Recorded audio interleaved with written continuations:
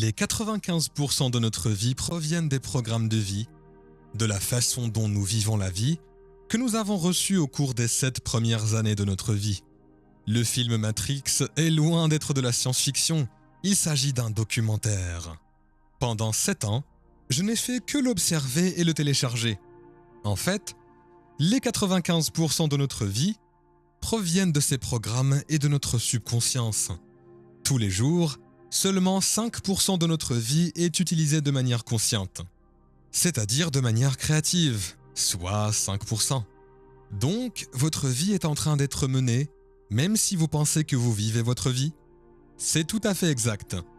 Vous ne le voyez pas parce que l'on appelle la subconscience, au-dessous de la conscience, mais les jésuites, eux, depuis 400 ans, se vantent.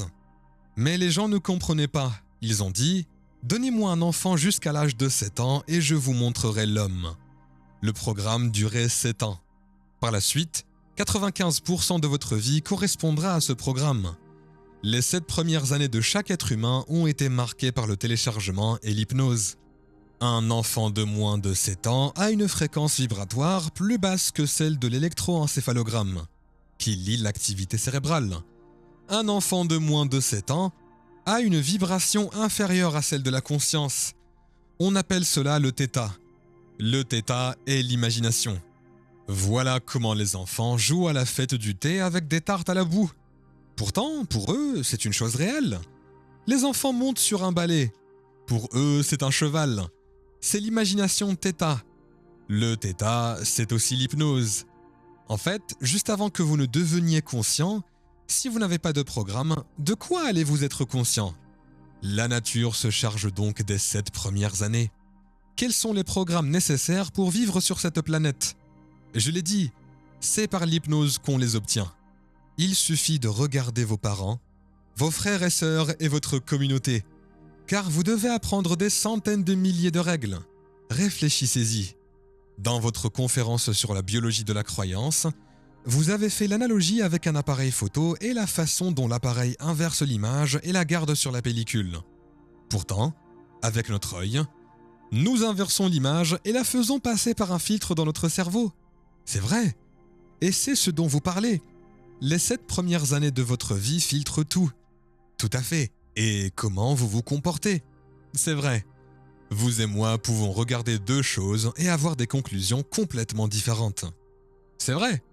Cela dépend de la façon dont vous avez grandi. Le fameux livre Père riche, Père pauvre, qui explique que si vous venez d'une famille pauvre, vous pouvez lutter toute votre vie et essayer de devenir riche, mais vous n'y parviendrez pas. Et si vous venez d'une famille riche, vous pouvez être stupide toute votre vie et réussir. Non pas parce que vous y avez pensé, mais parce qu'il s'agit d'un comportement inconscient qui a été transféré des familles riches aux enfants, ce qui est inconscient. Les enfants font donc ce qu'il faut inconsciemment lorsqu'ils font appel à leur esprit conscient et ils ont l'air stupides. Mais c'est inconscient. C'est la même chose pour les pauvres. Les pauvres ont des croyances familiales. Vous ne pouvez pas le faire. La vie est un combat. Les choses sont difficiles. Pour qui vous prenez-vous? Si c'est le programme que vous recevez les 95% de la journée, alors vous vous sabotez. Et voilà pourquoi les pauvres restent pauvres et les riches restent riches, à cause de la programmation. Il faut donc élever nos enfants différemment. C'est bien ce que vous dites? Tout à fait. Que devons-nous faire? Tout d'abord, nous devons admettre que 95% de notre comportement provient de notre subconscient. Un enfant va enregistrer pendant 7 ans et il va vous enregistrer. Vous venez d'avoir un bébé, il va vous regarder parce que vous êtes le parent. La première chose qu'un bébé apprend au cours de la première ou des 2 premières semaines de sa vie, c'est « Qui est le parent ?» Cela est très important, car c'est le point de référence. C'est la réflexion. Il faut donc reconnaître que l'enfant va observer chacun de vos mouvements. En effet, si 95% d'entre eux sont issus de mon programme invisible, je vais inconsciemment transmettre le modèle familial. Inconsciemment, les 95% de la journée, quel que soit le modèle de croissance, la programmation. Ok, sauf si je fais un effort conscient. L'effort conscient pour changer votre programmation, oui. Il est très difficile de rester conscient. Voilà pourquoi nous revenons toujours aux subconsciences, puisque lorsque vous pensez, il s'agit d'une fonction de l'esprit conscient. Et l'esprit subconscient est donc sur le pilote automatique. Quand l'esprit conscient est occupé, le pilote automatique conduit le véhicule. Et quand l'esprit conscient est occupé, il n'observe pas ce qui se passe. Les 95% de votre vie proviennent de votre subconscience. Votre vie est une reproduction de votre comportement subconscient. Des choses que vous aimez et qui entrent dans votre vie parce que vous avez un programme à soutenir. Tout ce qui vous préoccupe, travaillez-y dur et faites encore plus d'efforts pour que cela se produise. Pourquoi travaillez-vous si dur ? Vous avez inévitablement un programme qui ne soutient pas cette conclusion et vous essayez de passer par-dessus ce programme. Toutes les preuves sont là. Observez honnêtement votre vie et votre histoire, que ce soit dans votre vie ou dans votre entreprise, etc. Cela vous montrera où il y a une sorte de contradiction. L'esprit conscient est créatif et il peut apprendre de toutes sortes de façons. Vous pouvez lire un livre sur le développement personnel, assister à une conférence, écouter cette émission, et l'esprit conscient prendra conscience de certaines choses. Quant aux subconsciences, il apprend de deux façons fondamentales. De façon naturelle, par l'hypnose, c'est-à-dire pendant les 7 premières années, puis, après l'âge de 7 ans. Comment introduire de nouveaux programmes ? Par la répétition, par la pratique. Je parle aux subconsciences à travers la répétition. Si la subconscience comprend, je suis heureux et les 95% de votre vie viennent de là. Vous n'avez pas besoin de le répéter. D'accord, ce sera automatique.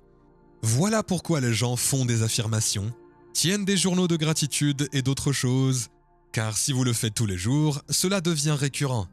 Et c'est le secret de la note autocollante sur le réfrigérateur.